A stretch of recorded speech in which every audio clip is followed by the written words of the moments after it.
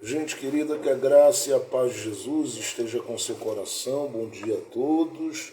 Estamos de volta para mais um motivacional, mais um devocional, mais um momento de aprendizado, de discipulado, de crescimento, alcançando aí pessoas espalhadas por todo o Brasil e fora do Brasil, através do Instagram, através do canal no YouTube, Jefferson Santos Ministros, e é muito bom podermos juntos compartilharmos a palavra de Deus.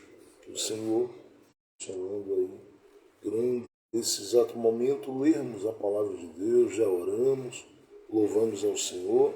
Nós vamos neste momento meditar juntos na palavra de Deus, enquanto os nossos irmãos vão chegando aí, nós vamos fazer a leitura da palavra e eu tenho certeza, mais uma vez, que essa manhã será uma manhã de construção, de edificação e de bênçãos, e que fazemos dele alvo das nossas lágrimas, das nossas intercessões, das nossas petições, e que ele possa mais uma vez continuar abençoando as nossas vidas de forma preciosa para a glória do seu nome. Já temos orado, louvado a Jesus.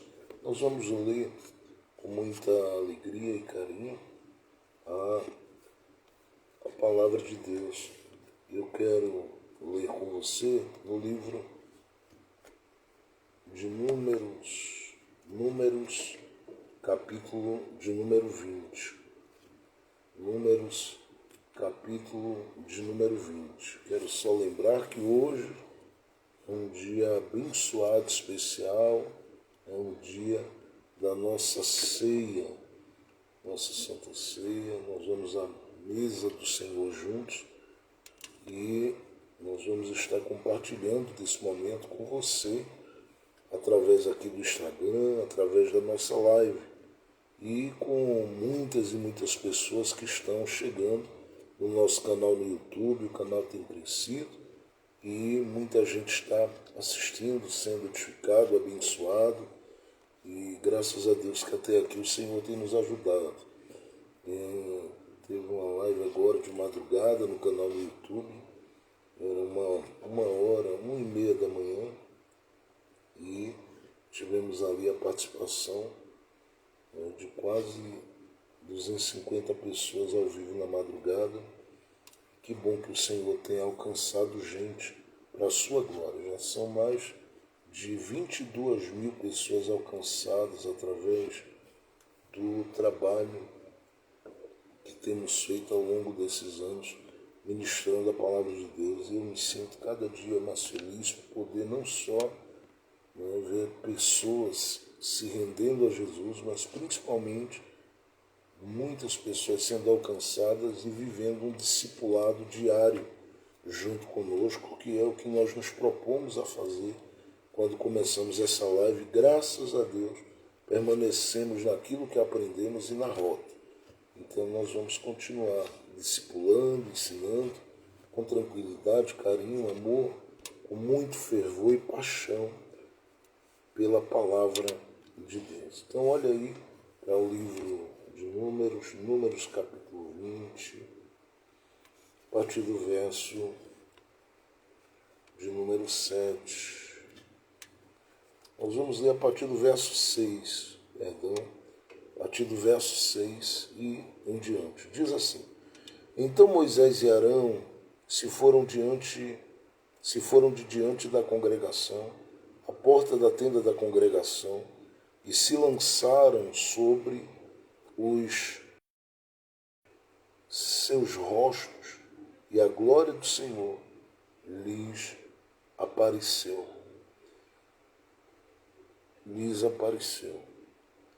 E o Senhor falou a Moisés, dizendo: Toma a vara e ajunta a congregação, tu e Arão, teu irmão, e falai a rocha perante os seus olhos, e dará a sua água. Assim lhe tirarás água da rocha. Assim lhe tirarás água da rocha, e darás a beber à congregação e aos seus animais. Então Moisés tomou a vara de diante do Senhor como lhe tinha ordenado.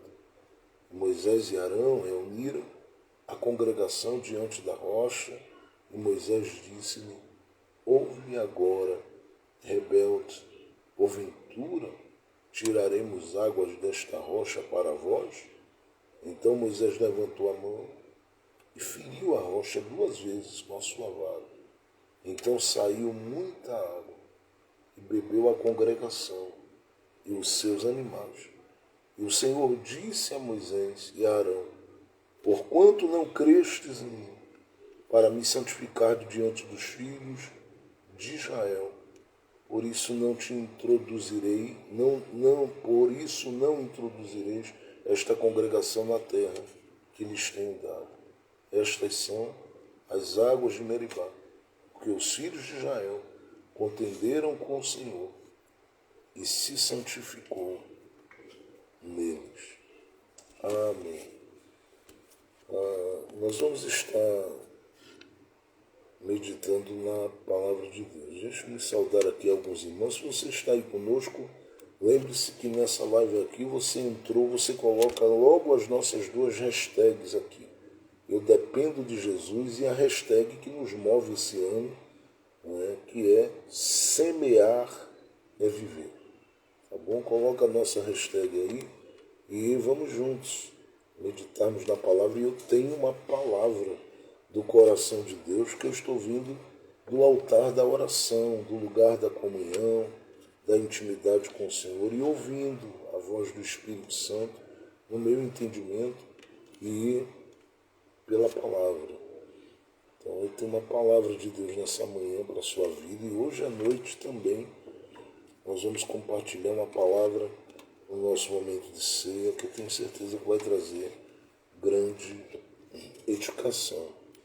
E eu quero hoje falar, né, sobre a família que prevalece, sobre a família que sobrevive ou a família que prevalece. Ou, se você quiser mudar conforme o seu coração, a família que vence. Eu quero falar sobre a família que prevalece. Mas deixe-me saudar aqui os irmãos. Deus abençoe a vida da irmã Fernanda, o irmão Souza. Um bom dia para vocês, gente querida, filhos queridos. Que Deus abençoe. A irmã Ana Mary, Deus abençoe. Nós vamos estar aí também apresentando em oração o pedido que ela fez aí.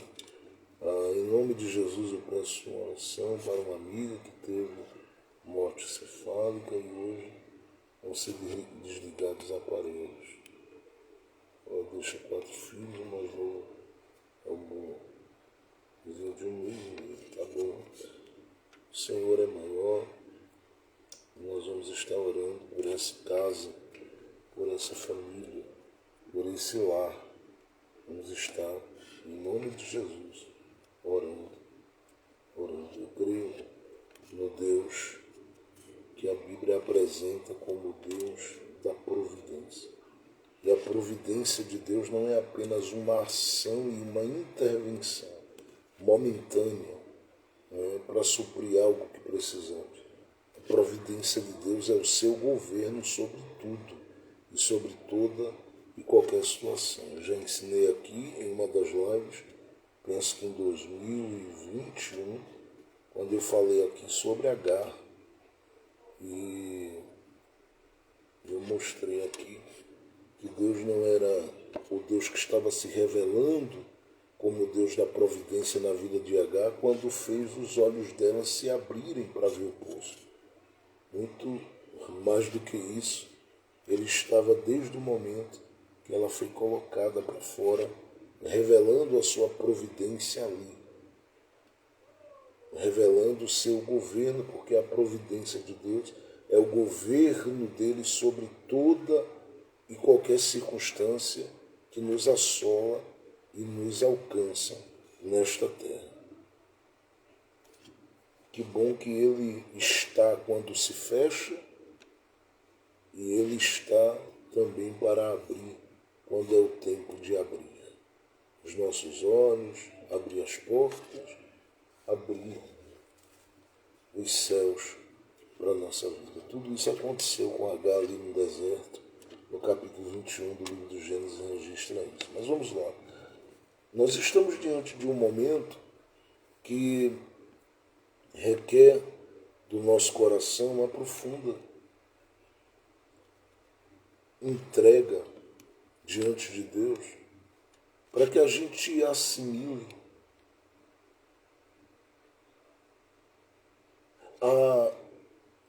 toda a ação de Moisés e de Arão dentro do contexto que eles estão inseridos aqui.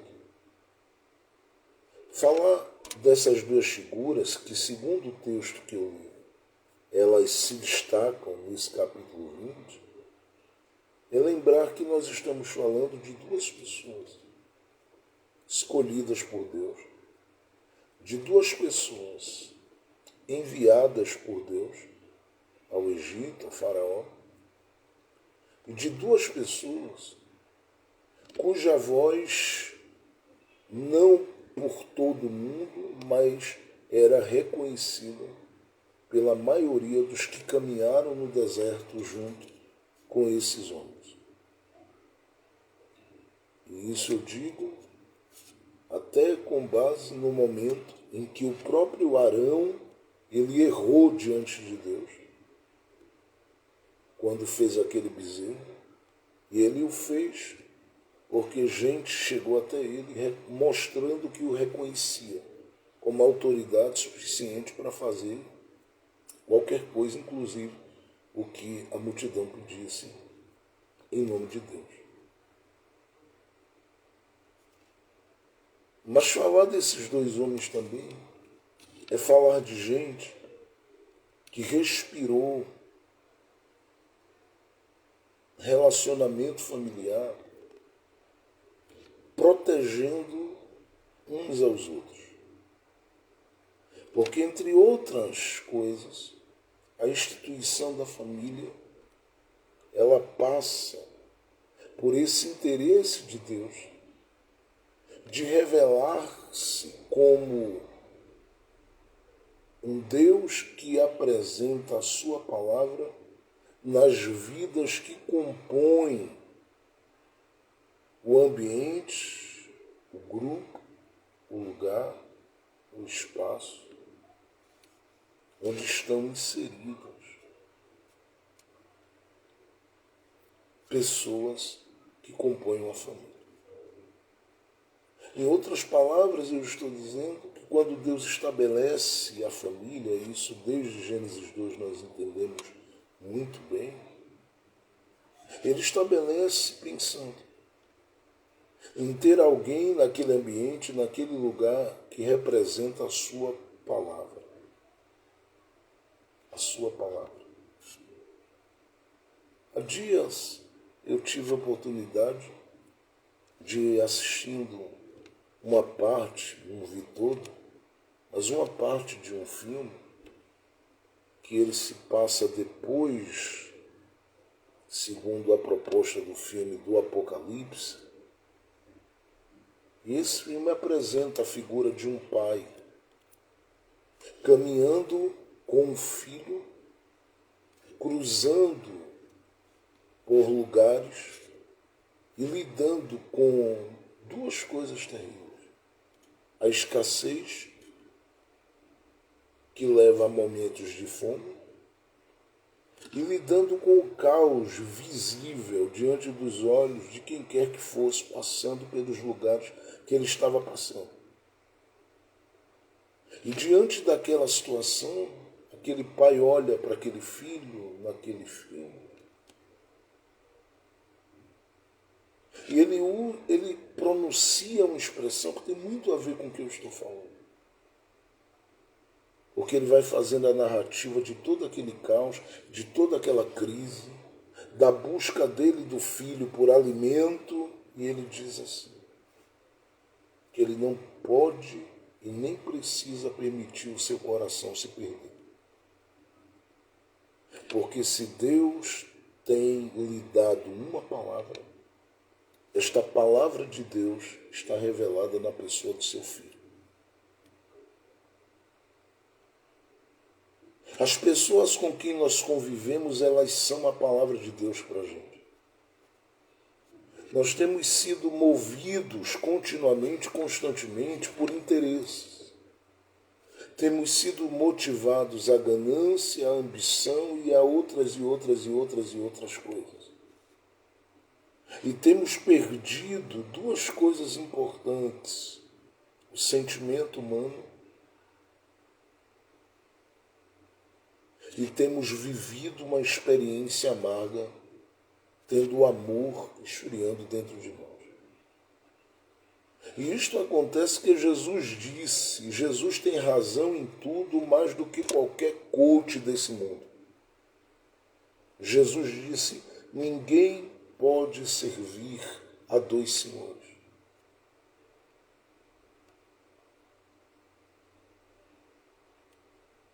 E ele diz, porque se agradar a um, desagradará ao outro.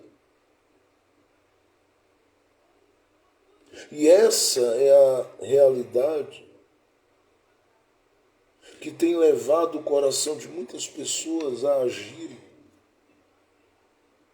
Eu não diria como bicho, como eu já coloquei algumas vezes, e às vezes eu uso essa expressão porque a Bíblia mostra.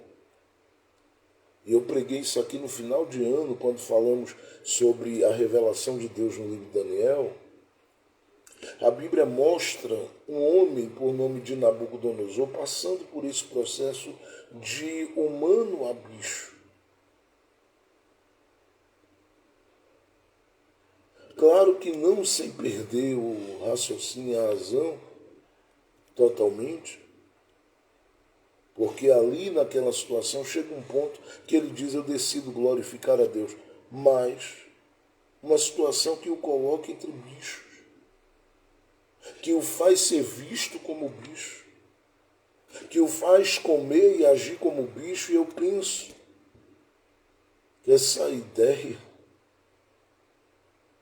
apresentada no livro de Daniel, ela é uma realidade nas relações que nós temos vivido, porque temos agido. Todavia, quando eu penso nos bichos, dá para se perceber através de qualquer documentário que eles também carregam consigo esse prazer em proteger. Eu estou colocando isso aqui apenas de forma ignorante, porque eles lutam para se protegerem entre eles, para se acolherem, para se guardarem. E é por isso que em muitas casas, em muitos ambientes, os pets são extremamente amados, porque do que recebem acabam devolvendo. Então não dá nem para comparar a atitude de alguns seres humanos com bichos, porque, apesar de já ter feito essa colocação algumas vezes, porque é isso que parece que nós temos nos tornado. Mas eu diria que a gente está para além disso. A gente pensa nos bichos com esse instinto de que devora e tudo, mas há coisas entre eles que estão faltando, na verdade, entre nós seres humanos, que temos entendimento, que temos um espírito excelente, que somos a coroa, diz a Bíblia, da criação de Deus. E é justamente o fato de estarmos vivendo uma desconstrução que nós não estamos percebendo uma coisa.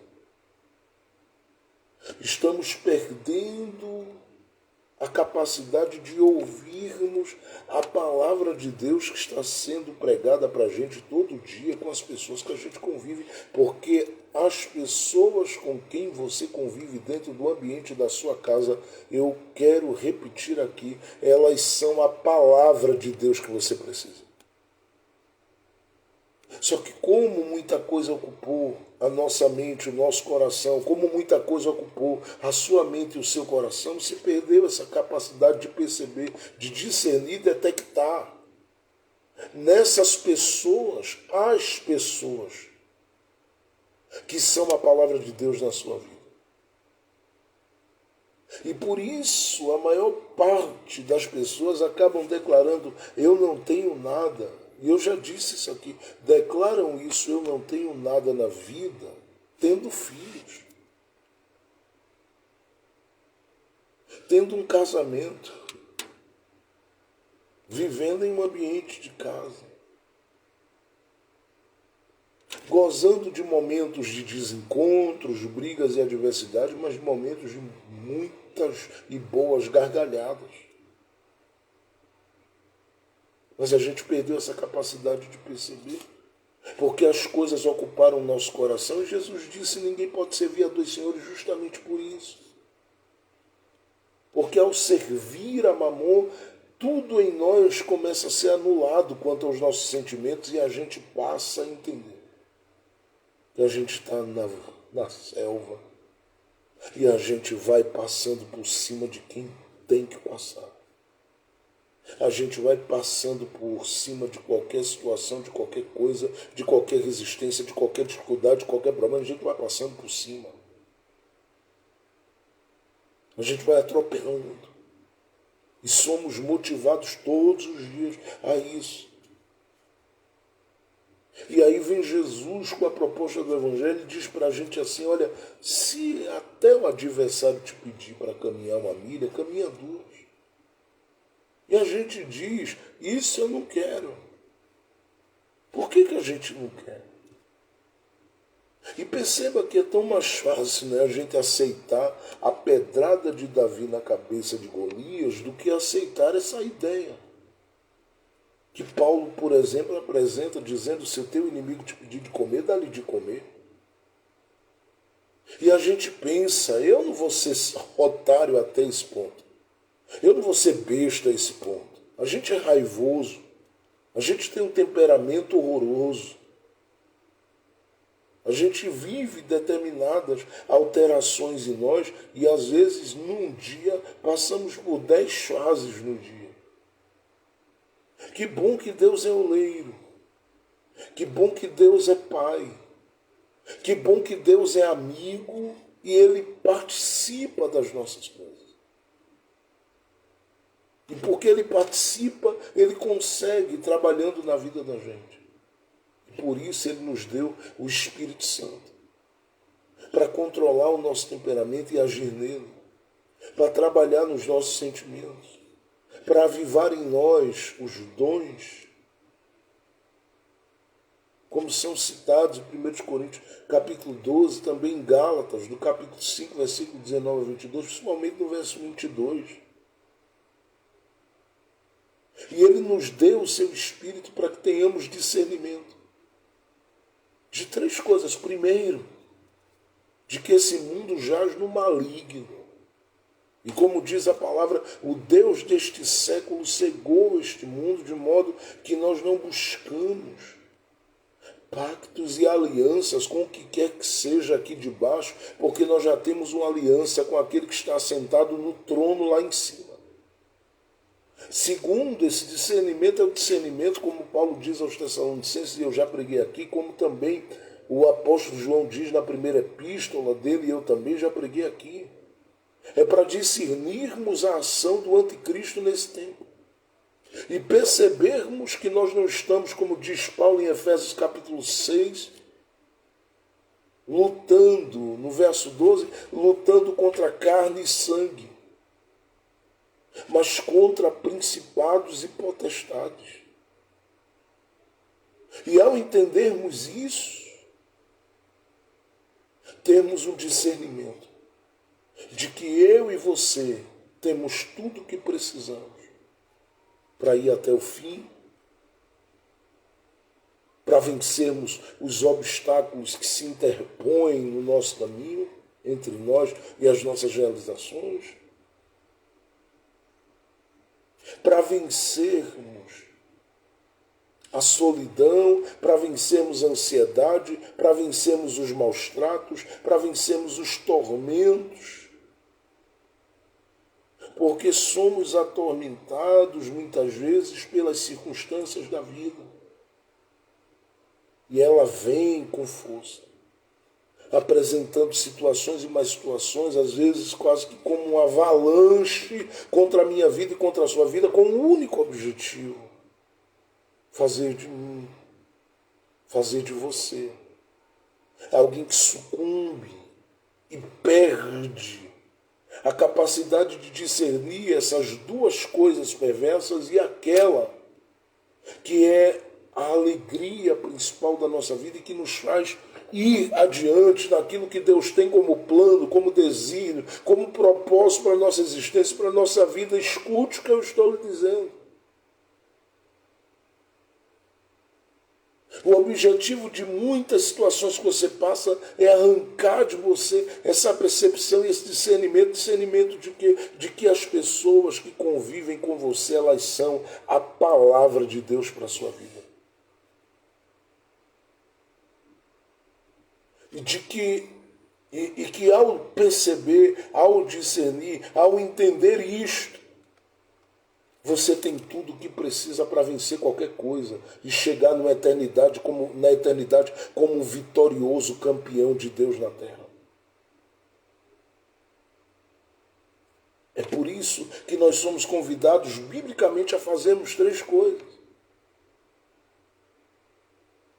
Eu vou repetir, é por isso que nós somos convidados a fazermos 3 coisas. Como você conhece os versículos, eu não vou nem precisar citar. Primeiro, prosseguir para o alvo da nossa soberana vocação. Foi o apóstolo Paulo que disse: esquecendo-me das coisas que para trás ficam, eu prossigo para o alvo da soberana vocação. Segundo, guardarmos a nossa mente debaixo do acolhimento e do cuidado do Espírito Santo. Romanos 12, verso 2. Filipenses, capítulo de número 4, verso de número 8. Paulo diz: tudo que é amável e é bom, nisto pensar. Terceiro, conservarmos a boa semente que recebemos do Evangelho de Jesus na nossa vida, porque é vida para a nossa vida o que recebemos do Senhor. E Paulo diz a Timóteo: tu, porém, permanece naquilo que aprendestes, sabendo de quem aprendestes. E essa ideia de permanecer é preserva, guarda, segura. Ele diz em outro momento: sabe por que eu estou te orientando a fazer tudo isso? Para que o teu progresso seja manifesto e seja visto, seja identificado. Progresso. Para que você cresça, para que você desenvolva, para que você chegue, para que você viva. Progresso. Então, quando a Bíblia nos chama a fazermos isso, é simplesmente para não perdermos o discernimento de que quem está conosco, convivendo na nossa casa, na nossa família, é a palavra de Deus para a gente. Eu sei que a voz de Deus ecoa pela sua palavra. E os próprios discípulos de Jesus tinham um entendimento disso. Em João capítulo 1, verso 14, eles dizem que o Verbo se fez carne, habitou entre nós. Olha o que ele está dizendo. O Verbo se fez carne, habitou entre nós e vimos a sua glória. Porque o Verbo era a palavra de Deus encarnada. E deixe-me dizer, essa palavra de Deus continua falando ao seu coração. Não somente por Jesus, porque Jesus decidiu se revelar para você naqueles com que você convive. E aí você diz: pastor, mas é tão difícil essa convivência familiar. Aí você diz: pastor, é tão complicada essa convivência. É uma jornada difícil, de muitas experiências, de muitas questões, de muitas situações, de muitas coisas. Porque é uma viagem longa ao lado de uma mente diferente totalmente da sua, e de uma personalidade totalmente diferente da sua, e de personalidades diferentes da sua. Só que a partir daqui eu entendo, olhando para esse texto, qual é a família que vence, qual é a família que prevalece. Porque o texto de Números, capítulo 20, nos coloca diante de uma situação que para qualquer família ela é uma das mais doídas. Porque o capítulo 20 começa com a morte de Miriam. E quem é ela? Ela tem 7, 8 versículos na Bíblia falando sobre ela.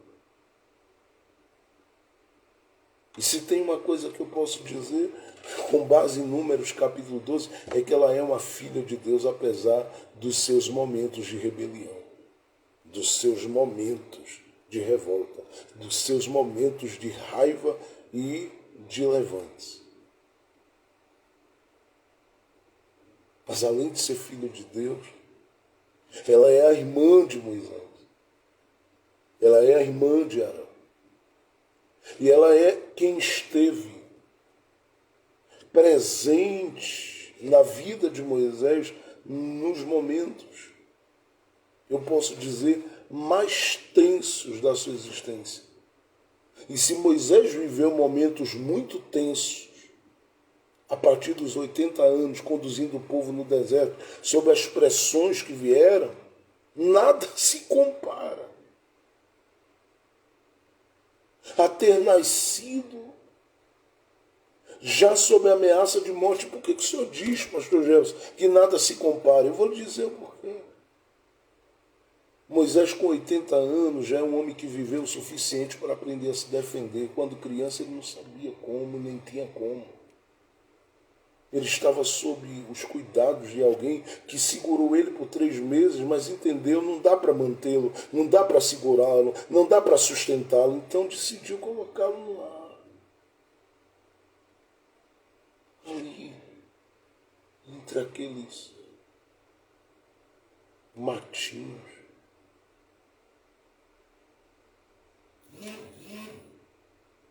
E quem estava olhando o menino? A irmã.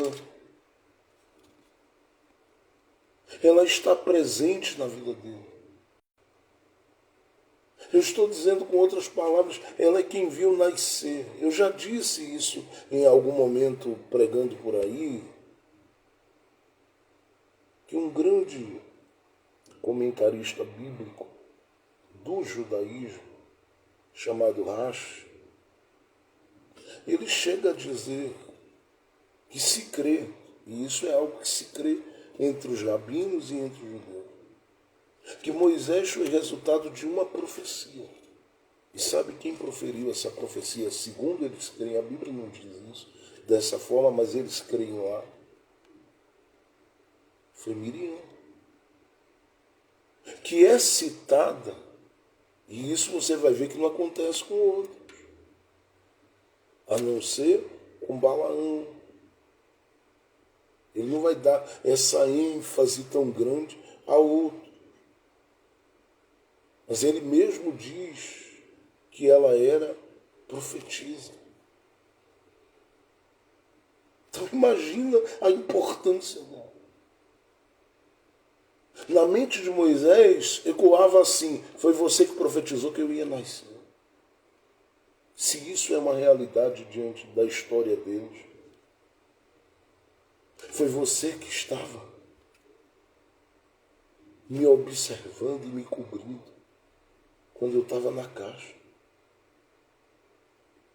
Foi você que fez a ponte para me ligar à minha mãe, para que eu pudesse voltar aos braços dela e eu voltasse com ela recebendo um salário.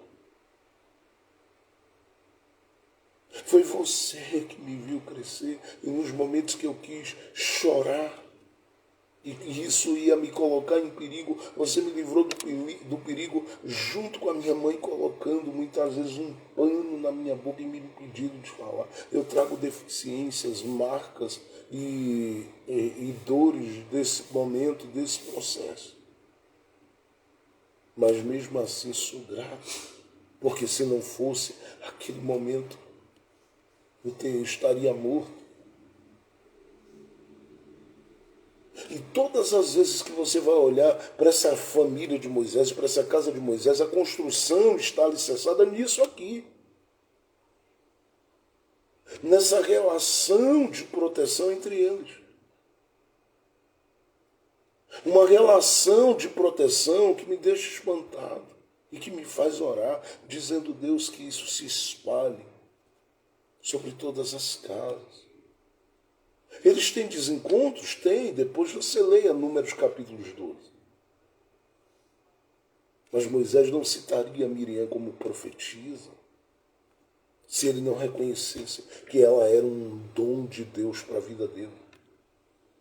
E claro, para a nação hebreia, mas para a vida dele, para a vida de Arão, para a vida da mãe que esteve presente ainda durante um período de tempo.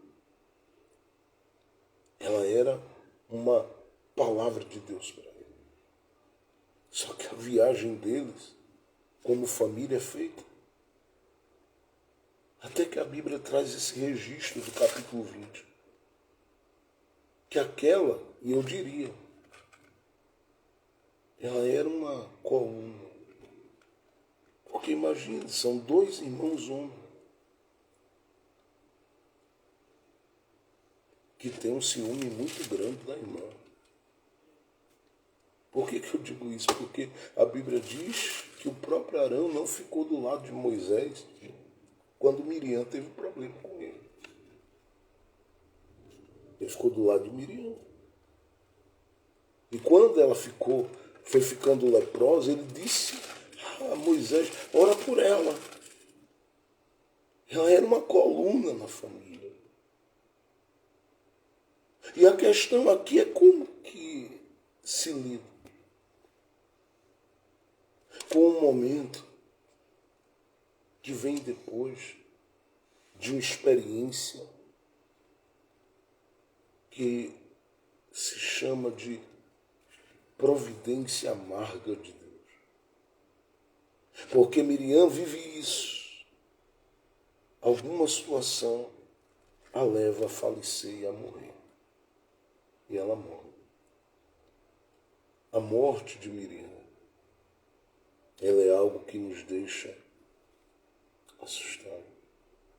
Porque quando morre aqui, o que se entende dessa conexão que há entre esses irmãos é que Moisés tem motivo para parar. É que Arão tem motivo para parar. Porque a coluna foi tirada.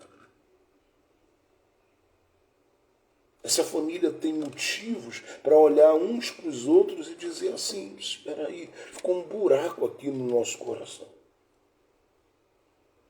Eu vou colocar assim para você entender, a profetisa da casa foi embora. Você imagina como se assimila isso? Miriam era a palavra de Deus para essa família. O que alguns não entendiam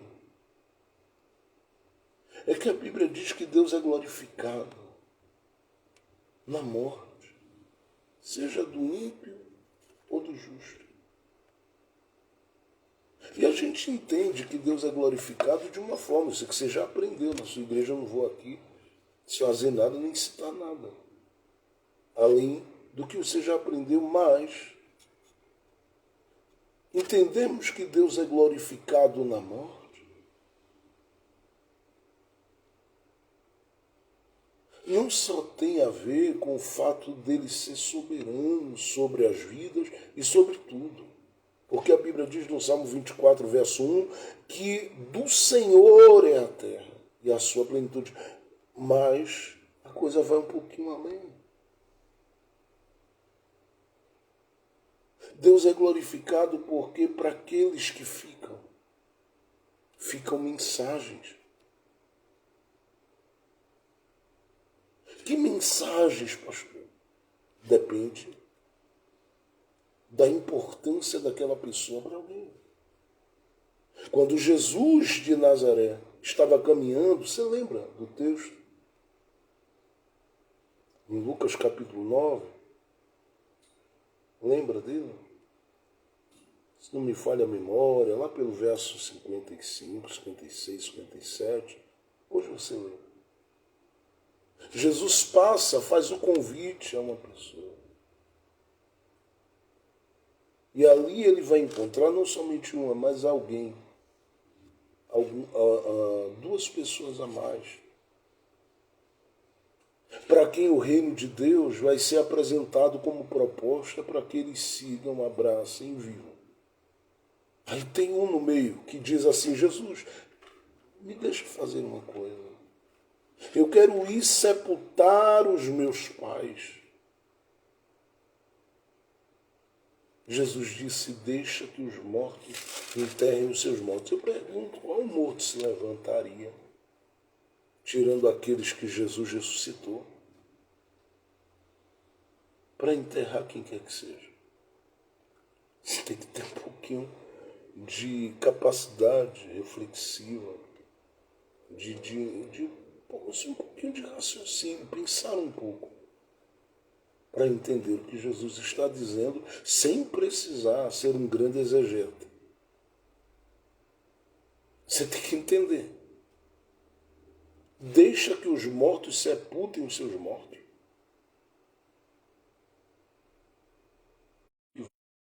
Pastor, você está dizendo que ele volta da eternidade? Não, não é nada. Eu sei o grito que eu ouvi de uma mãe que hoje ela lidera um projeto que nasceu de uma tragédia. Eu sei, quando em diálogo com ela, em uma dessas noites de oração,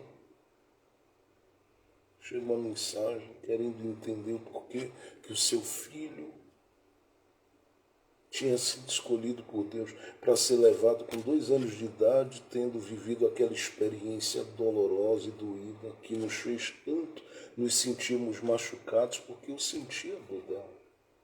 Eu sou pai, eu dizia por quê. Veio curando, veio restaurando suas forças, veio trabalhando nela. As circunstâncias foram difíceis.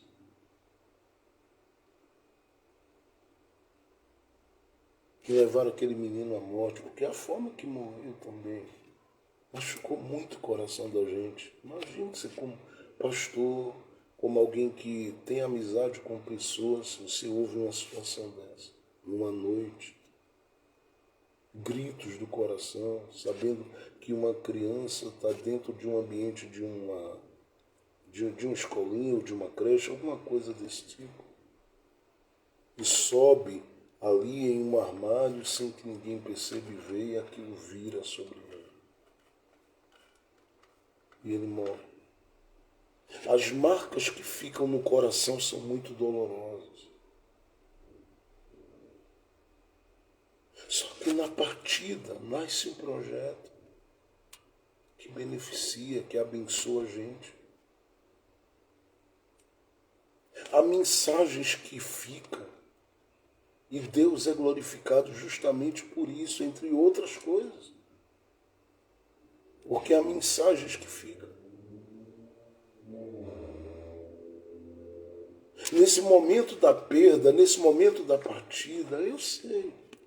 Eu estive em velório de pessoas que eu amo, que eu amei, que eu orei muito por ela, em momentos de situação difícil e de enfermidade, às vezes as escondidas e de longe, derramando lágrimas em vigílias, em noites de vigília em igrejas, em montes. Já estive presente em velórios. O choro é constante, a dor é constante. Tudo é muito forte e está muito presente ali. mas há mensagens que ficam. E nesses momentos, sente com alguém que perdeu um pai, sente com alguém que perdeu alguém da família, você vai ver quantas recordações vêm. Essas recordações, elas não são instrumentos de maltrato. Elas são mensagens que às vezes não são discernidas, interpretadas por quem vive isso. E por que eu estou falando isso aqui? Porque tem muita gente, lamentavelmente, que ainda não entendeu qual foi a mensagem que ficou das perdas que teve. Há muita gente que não entendeu que mensagem ficou das perdas que eu tive. Lembra com tristeza, lembra de situações alegres e termina triste, e isso gera revolta. Mas o objetivo dessas lembranças não é gerar revolta, é simplesmente entender. Olha como Deus foi bom com você. Como Deus lhe deu a oportunidade de caminhar durante alguns anos ao lado dessa pessoa. Deus não te deixou sozinho. E se você for interpretando, você vai chegar em coisas que, em vez de você terminar em angústia, em tristeza, se derramando e dizendo Deus que dor, você vai terminar falando em línguas espirituais, glorificando a Deus e exaltando o nome do Senhor pela fidelidade dele.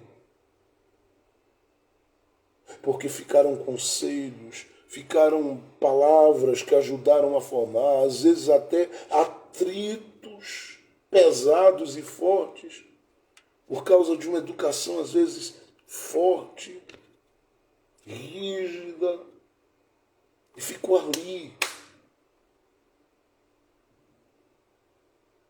dentro do coração, gerou no momento atritos, mas tem hoje quem diga: obrigado, Deus, por tudo aquilo que eu vivi, porque aquilo me fez ser a mulher que sou, o homem que sou. Eu estou dizendo a você que as perdas não foram fim para a sua casa, as perdas não são fim para a sua família. Deus deixa mensagens em tudo que Ele permite ser perdido, ser fechado, ser tirado, ser arrancado, ser ceifado.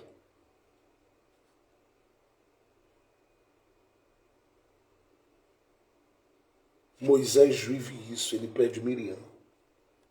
As mensagens que ficam são as mensagens mais fortes que alguém pode receber. E essas mensagens que ficam, Moisés faz delas, junto com Arão, aquelas que lhe motivarão a continuar, ou ele as joga fora e se apega ao luto eternamente. O que é que ele decide fazer?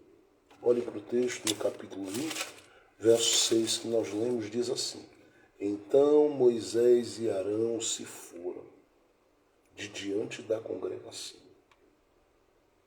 à porta da tenda da congregação, onde Deus se revela. Moisés, vem cá, como é que você está? Estou bem. Bem? Como bem? A coluna foi tirada da sua vida. A intercessora, a profetisa, o instrumento foi tirado da sua vida. Mas eu estou bem. Está indo para onde? Eu estou indo para o lugar onde Deus se revela.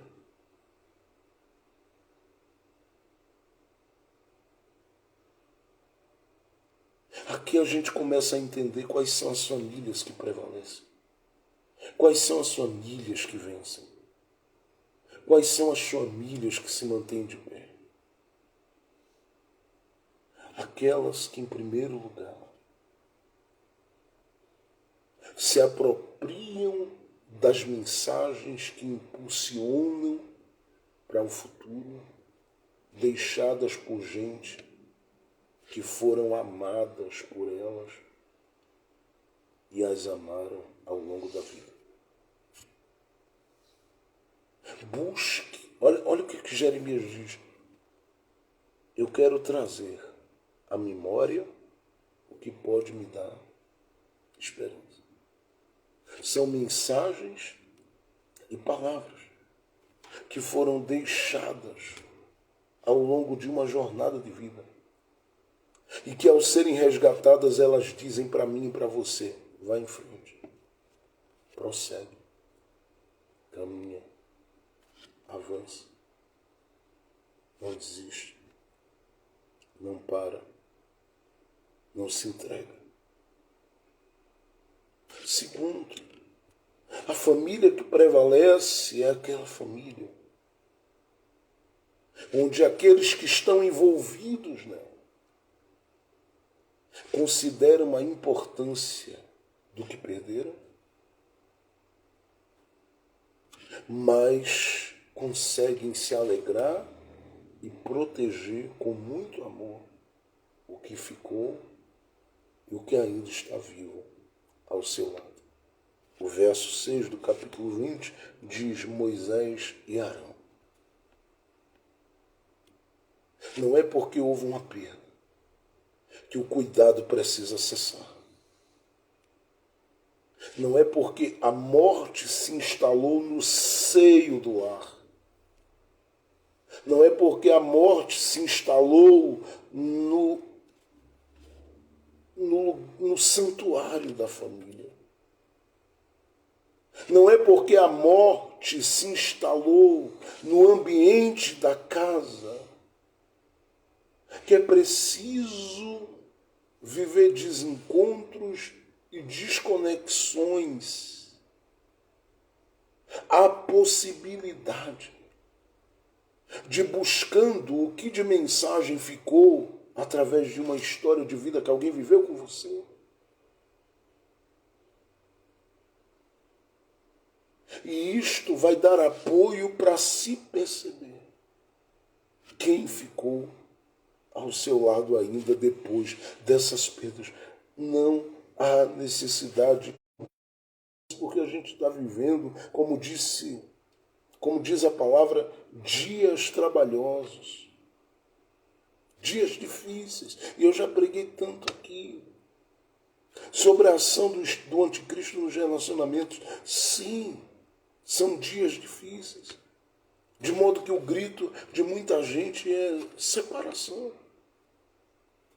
desistência, entrega.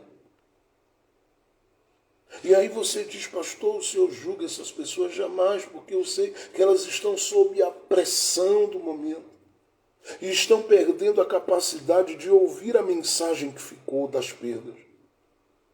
Estão perdendo a capacidade de se moverem todos os dias com base nesse olhar que diz: eu estou enxergando o que ficou e não apenas o que foi.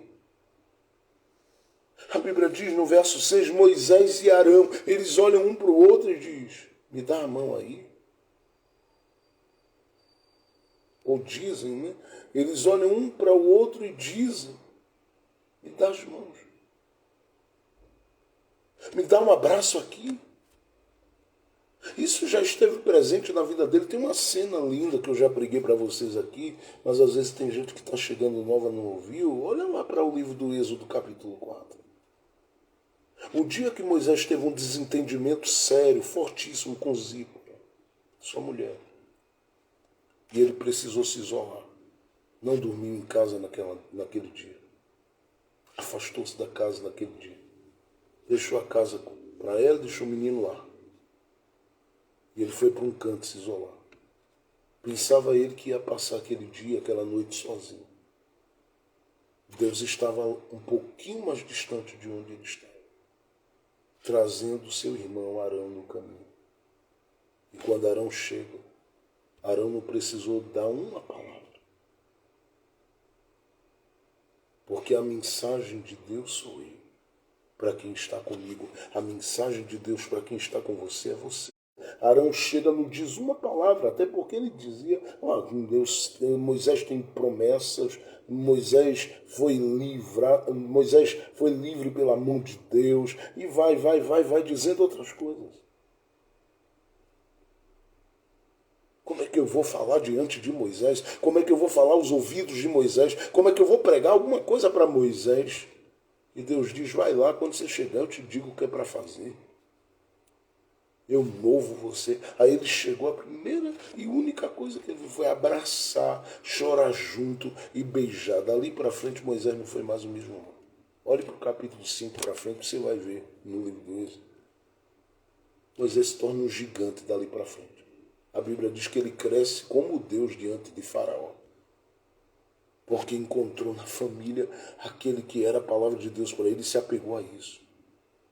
Desconsiderou as acusações de Zípora, o momento tenso e emocional de Zípora, e decidiu seguir. A vida marca esse momento na vida de Moisés, como quem diz, guarda isso no coração, porque esse abraço vai precisar se estender até o fim da jornada. E o abraço surge no momento da perda, porque quando a família vive isto, esta é a hora de alguém dar uma olhada e dizer, perdemos, doeu, ficou um buraco. Mas quem está do meu lado ainda é uma palavra de Deus para mim. E isso aqui é lindo. Moisés e Arão seguem juntos para a porta da tenda do testemunho. Eles vão para o lugar onde Deus desceu. Eles se apoiam. Eles se ajudam. Se você quer ter uma família que, apesar de todas as dificuldades, consegue resistir, consegue vencer, consegue prevalecer, considere que quem ficou e quem está, apesar da perda de vida, é uma palavra de Deus para você. Se apegue a ela. Não largue ela, não abra mão dela, sustente, segure e diga, meu Deus, houve dores aqui, houve perdas aqui, até mesmo alguns podem dizer, houve alguma traição aqui, alguma ferida aberta aqui, mas eu não vou deixar que a morte me leve com a perda que eu tive. Eu vou me apegar à vida que ainda está aqui. E vou prosseguir. Terceiro, as famílias que prevalecem ou que vencem. Essas são as famílias que conseguem entender que depois de todo o caos vivido, existe uma fonte à nossa espera. Logo, essas famílias são famílias movidas por uma esperança que as diz assim, se teve alguma perda difícil, se teve alguma dor difícil, se teve alguma agonia difícil, se teve alguma angústia muito forte vivida na história da família, isto não é ponto final, mas é um sinal de que existe alguma fonte à minha espera. Quando Moisés colocava a mão na cabeça, que ele lembrava de Miriam que morreu, ele diz, meu Deus, foram tantos momentos. Mas quando ele olha, ele diz assim, mas o que ela deixou, diz para mim, continua. Porque isso aqui é apenas um momento de teste para a família. Não essa perda, essa dor, essa ferida, essa queda, essa tristeza, esse fracasso, esse declínio, esse problema financeiro, essa dificuldade espiritual, isso tudo é um grito das circunstâncias dizendo, não pare aqui, vá para frente, porque tem algo à tua espera. Olhe para o capítulo 20 do livro de Números, por favor, e veja o verso 9. Então Moisés tomou a vara de diante do Senhor como lhe tinha ordenado. E o que foi que Deus ordenou? Veja o verso de número 8, que eu não li todo, vou ler. Toma a vara e ajunta a congregação, tu e Arão teu irmão. Tu e Arão teu irmão. Aqui você precisa perceber uma coisa. O que é, pastor Jefferson? Às vezes a gente lê correndo, não percebe esses detalhes, ou não liga. Veja o que ele está dizendo. Toma a vara e ajunta a congregação, tu e Arão. Vocês dois que estão se apoiando aí.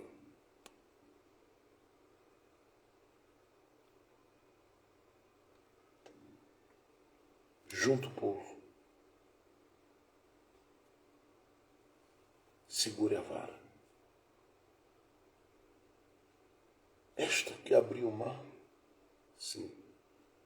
Esta que eu joguei no chão um dia, virou uma serpente, correu atrás de mim, depois eu peguei na cauda da serpente e ela voltou a ser uma vara? Sim. Pega a vara. Segure nas mãos o cajado. Segure nas mãos o cajado. Porque isso fala de autoridade. Olha o que é que isso está dizendo. Que o luto não anulou a autoridade. Que as perdas não anularam a autoridade no centro da família. Quando eles decidem apoiar um ao outro, Deus diz, coloca o cajado no meio de vocês. Pelo cajado as pessoas serão conduzidas à porta do santuário. Pelo cajado a autoridade impartida a vocês, ou compartilhada com vocês, ela será manifesta. Pelo cajado. Vocês verão que as fontes estão disponíveis, porque quem lida com maturidade com as perdas e as dores sempre encontrarão fontes de água. A Bíblia diz, junta o povo, toma a vara e vai falar com a rocha, porque ela dará água. É claro que você sabe, essa rocha aqui do deserto, ela representa alguém. Paulo diz que a rocha era Cristo. Então Deus diz, vai a quem salva, com todas as feridas e marcas das perdas que você teve. Chega lá e faz uma coisa. O quê? Fala. Só que quando Moisés vai, o que se revela é a humanidade. E diante da rocha, gente, eu não preciso mostrar que eu sou, não. Eu chego e digo, tá doendo, é ruim, é difícil, é complicado, ora essa. Porque muita gente fala, Moisés não entrou na terra prometida por causa disso, meu Deus. Como se Deus jogasse currículo fora. De gente séria, de gente que o ama, de gente que o serve. Deus não esquece serviço não, gente. Pastor, como é que o senhor pode dizer uma coisa dessa? Olha para Apocalipse 2, vê o que ele fala lá, a igreja de Éfeso. Ele conhece teu trabalho, ele não esquece serviço de ninguém não. Eu lembro, ele diz, eu lembro. Essa coisa do, como quando a Bíblia diz, lembrou, vocês não vão dizer amém, não vão dizer nada aí, né? Lembrou-se Deus de Noé. Lembrou-se Deus de Ana. Deus não esquece sacrifício, Deus não esquece oferta, Deus não esquece lágrimas, Deus não esquece manifestação de amor.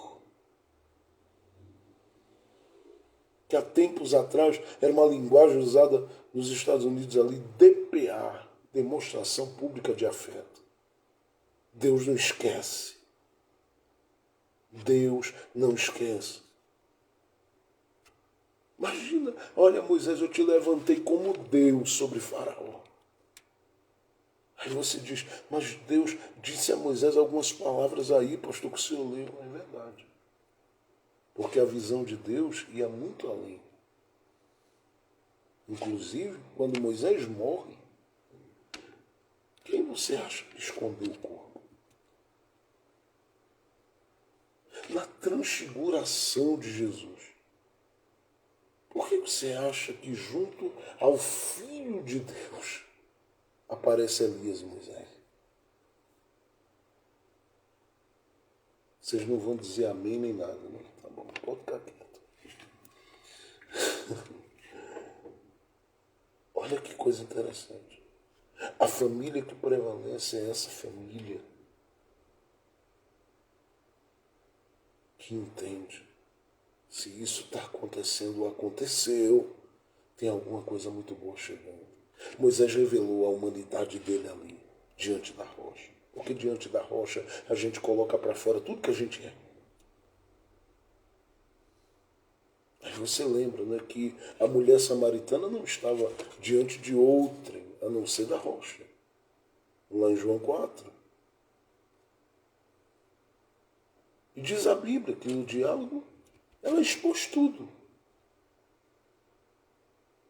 que ela tinha de raiva, de revolta, de ira. Aí Jesus entrou na profundidade do coração dela. Ela se quebrantou. Deixou o cântaro e gritou, eu achei. Eu achei. Você precisa ver, tem uns filmes bem antigos, né, sobre a história de Jesus e eu vi um tempo desse. A vida e a história de Jesus. Eu vi um, se você vê aquele diálogo de Jesus apresentado ali, né, por aqueles personagens, aquelas pessoas ali. É lindo a forma, a expressão do rosto, do olhar. Eu sei que ali é uma atriz representando e tal, mas é algo tão significativo. A beleza da descoberta de Jesus. Eu descobri quem ele é. Ela sai correndo no filme e sorrindo, Jesus com um sorriso no rosto, como quem diz, ela encontrou, ela achou. Ela estava diante da rocha, e diante da rocha a gente expõe tudo daquilo que a gente carrega de deficiência. Tudo aquilo que a gente carrega de danos e de dores dentro da gente, a gente expõe. Moisés fez isso. Como é que ele fez? A Bíblia diz que ele bateu 2 vezes na rocha. Aí alguém diz, olha o que Moisés fez. Considere.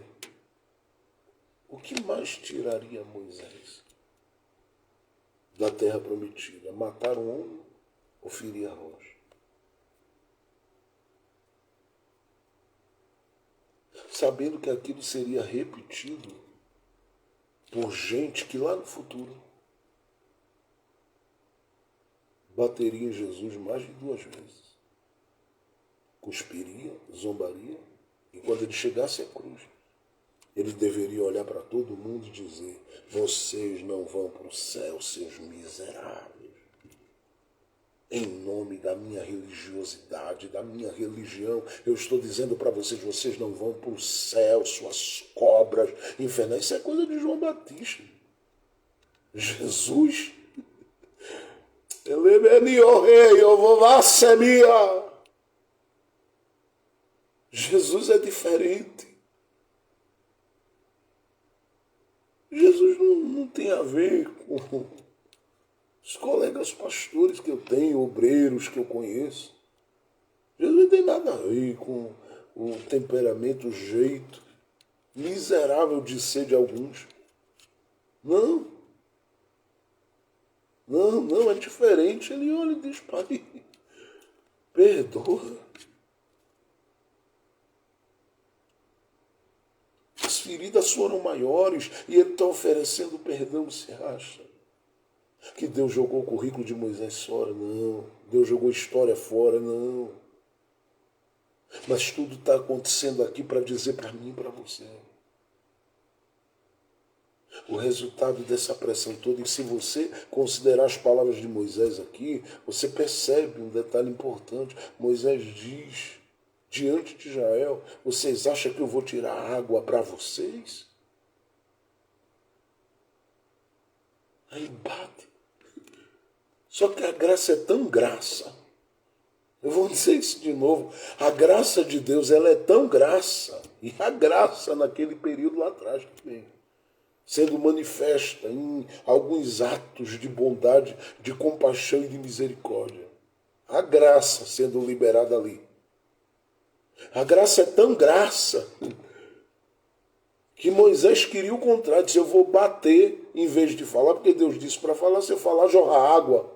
Se eu bater, não vai sair nada para esses rebeldes, porque o problema não era Deus, o problema não era a rebeldia de Moisés com a rocha, o problema era a revolta de Moisés com a rebelião do povo. Só que tudo acumulado pesa mais, porque você está vendo Moisés saindo, e isso muita gente não considera de uma morte de uma irmã. Só que quando bate, em vez de jorrar sangue, ira, raiva, Deus desce e diz a Moisés as palavras que diz para deixar claro, porque imagina o povo olhando e dizendo assim, Moisés como líder está fazendo isso, então a gente... Deus diz, não, eu vou falar para gerar temor no coração de todo mundo e dizerem, se Deus falou duro com Moisés, quanto mais com a gente. Agora, não vou deixar de oferecer o que eu disse que eu ofereceria. Veja o que diz o texto. Veja o que diz o texto. Eu vou ler o verso de número 10 novamente em diante. Olha. E Moisés e Arão reuniram a congregação diante da rocha. E Moisés disse-lhe, ouve agora, rebeldes, porventura tiraremos água desta rocha para vós? Então Moisés levantou a sua mão e feriu a rocha 2 vezes com a sua vara. Então saiu muita água e bebeu a congregação e os seus animais.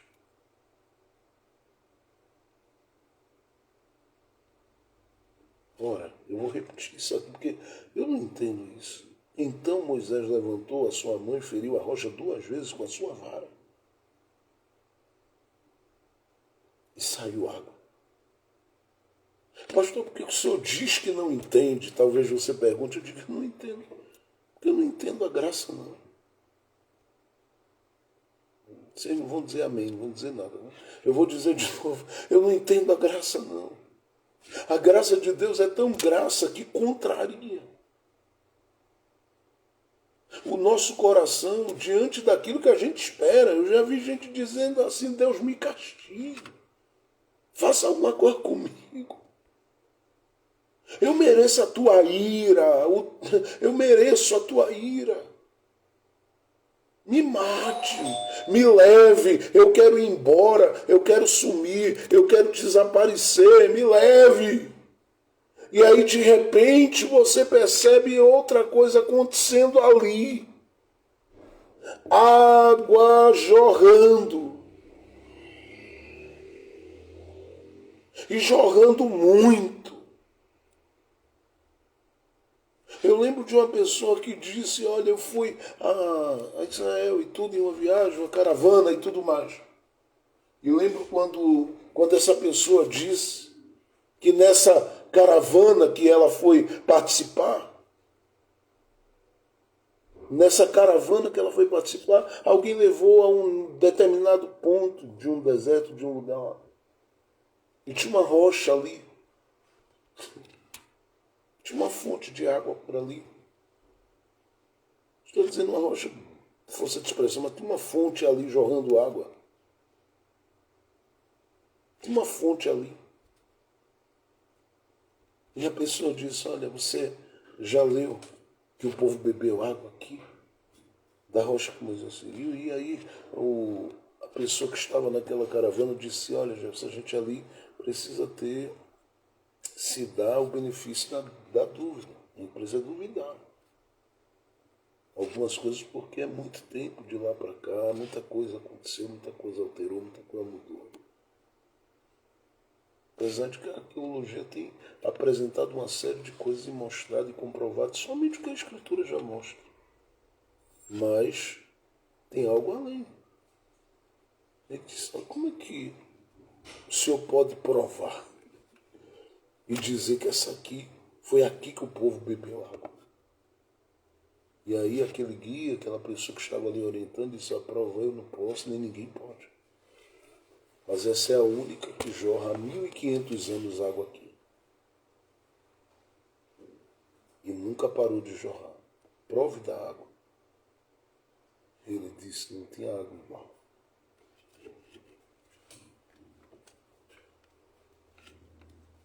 Deus não vai oferecer o que você espera para a sua família.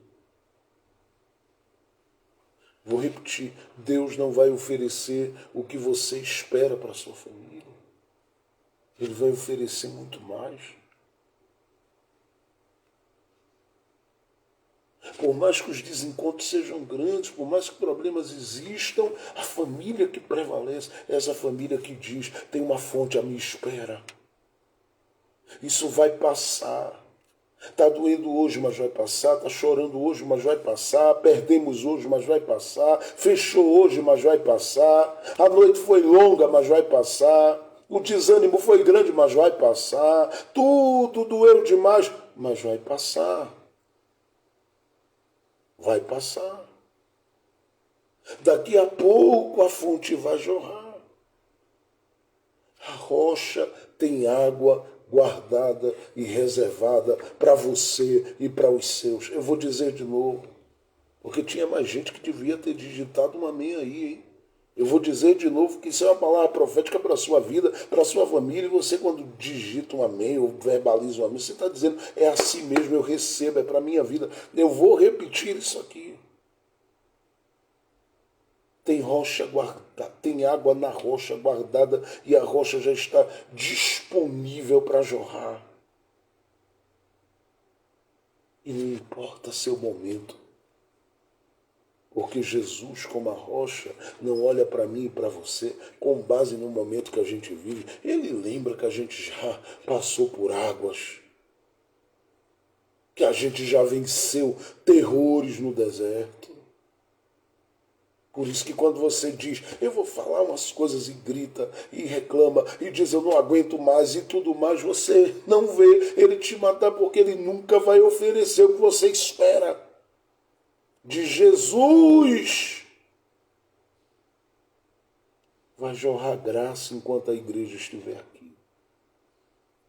Eu vou repetir, de Jesus continuará jorrando graça.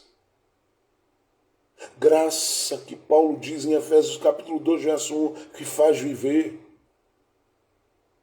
Graça que Paulo diz em Efésios capítulo 2, verso 14, derruba muros. Graça que revela a salvação, como Paulo diz em Efésios capítulo 2, verso 8. Graça que gera vida. Tito, capítulo 2, verso 11. A graça de Deus se é manifestado trazendo salvação a todos os homens que creem em Jesus. Tem graça sobre a sua vida. Tem graça para o seu coração. E essa graça vai desfazer das feridas abertas aí. Esta graça vai desfazer dessas dores e vai colocar tudo em paz daqui para frente. Porque o Senhor da sua vida é o Senhor da minha vida, o Senhor da minha vida é o Senhor da sua vida. E hoje Ele marcou este momento para trazer essa palavra de construção para a sua vida. Porque a sua casa vai prevalecer. Sua família vai prevalecer. As pessoas pelas quais você ora e ama, elas vão prevalecer. A história não vai terminar no luto. A história vai terminar com as águas jorrando. Descanse, porque a rocha tem o que você precisa e não vai faltar, porque maior é quem está nesse deserto com você. Paulo diz que a rocha é Cristo. Se eu posso te dar uma palavra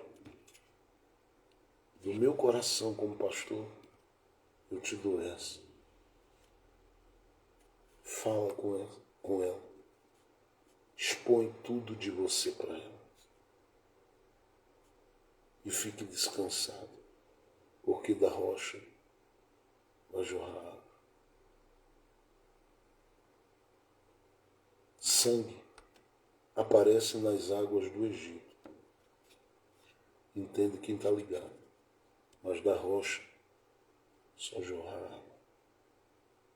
Beba. Sacie sua sede.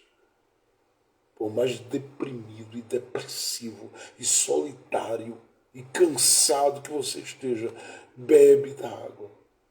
Jesus disse à samaritana, ele como a rocha diz, se você beber da água que eu tenho para lhe dar, nunca mais você vai ter sede.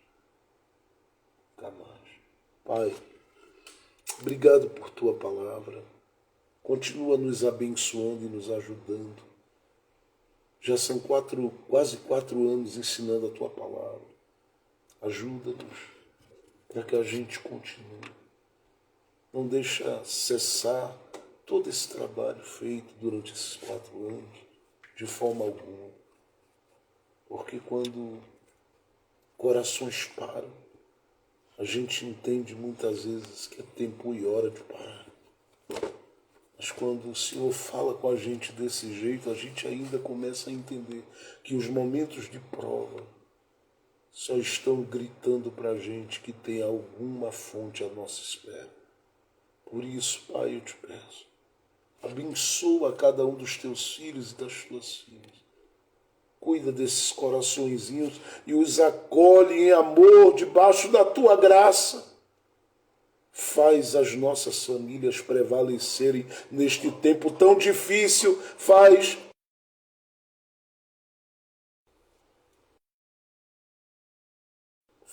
as nossas famílias prevalecerem neste tempo tão difícil.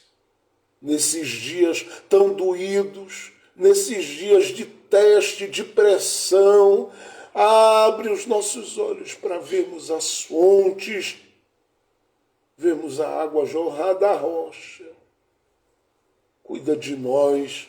Nos dá vitória naquilo que estamos pedindo. Trabalha naquilo que estamos pedindo. Age naquilo que estamos pedindo. Move aquilo que estamos pedindo. Que está de acordo com o teu plano e a tua vontade. E faz o teu nome ser engrandecido na vida desta família.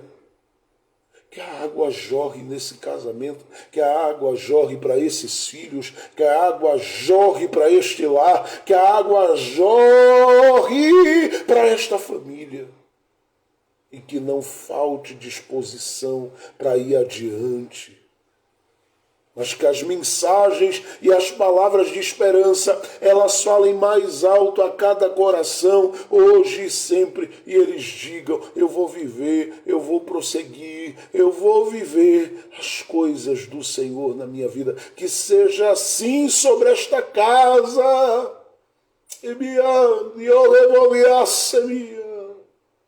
Que seja assim sobre esta família, que seja assim sobre este ambiente de trabalho, que seja assim aonde está o homem e a mulher que me ouve. E que a tua bênção seja derramada sem medida sobre a vida deles. Que seja assim, para a tua glória e o teu louvor, no nome de Cristo Jesus. Amém, amém e amém.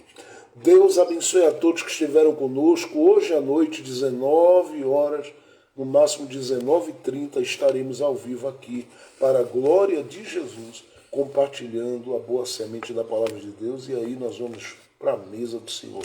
Temos hoje Santa Ceia e vamos compartilhar desse momento com você, espalhado pelo Brasil, onde você estiver. Não importa do que lhe chamaram ou o que você viveu. Levante-se hoje, reconcilie-se hoje, abrace a Jesus hoje e veja o que Ele vai fazer, porque Ele vai fazer um grande milagre. Antes, Pai Celestial, estende as tuas mãos sobre o pedido, Pai, que a tua filha, irmã Ana Mary, fez. Nós já vamos orar durante a tarde e o dia, Pai, de forma particular. Mas eu oro te pedindo, libera uma bênção sobre aquela casa, sobre aqueles filhos, sobre aquela casa, sobre aquela família. Tu podes fazer coisas absurdas, impossíveis. E eu creio no teu poder. Opere milagres nas nossas vidas e nos faça viver a tua graça e a tua bondade, Pai. Vendo milagres acontecerem, principalmente nesta casa, neste lar, nesta família, porque a tua filha pediu. Eu creio que hoje tu estás movendo as tuas mãos e os céus estão falando ao ouvido de quem carece, de quem precisa. Move as tuas mãos e abençoa poderosamente estes corações, que são os corações dos filhos. Alcance o coração da tua filhinha ali. Tu podes tudo, tu podes todas as coisas. Glorifica o teu nome. Glorifica o teu nome. É o que eu te peço. Por ela, por todos mais que precisam da tua visitação, onde quer que estejam. Tu conhece todos e tu podes fazer um grande milagre. Que seja assim na minha vida, na vida de cada um. Amém, amém e amém. Deus abençoe a todos. Hoje à noite estamos aqui. Se você quiser participar, participe conosco. Separe aí o seu pão, o seu suco de uva e seja com a gente hoje. Você vai viver um momento de grande alegria aí, porque a ceia ela sempre nos arremete ao cantinho da casa, ao cantinho do lar, ao cantinho da comunhão, onde tem gente muito próxima, onde tem gente em intimidade e onde tem gente que se conecta coração com coração. É um só Espírito, uma só fé, um só batismo e um só Senhor sobre as nossas vidas. Estaremos juntos na mesa do Senhor. Deus abençoe. A paz do Senhor Jesus.